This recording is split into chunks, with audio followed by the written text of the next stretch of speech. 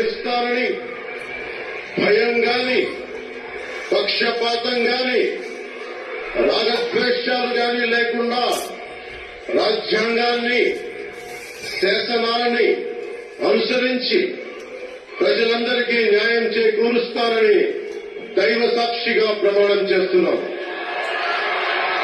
నేను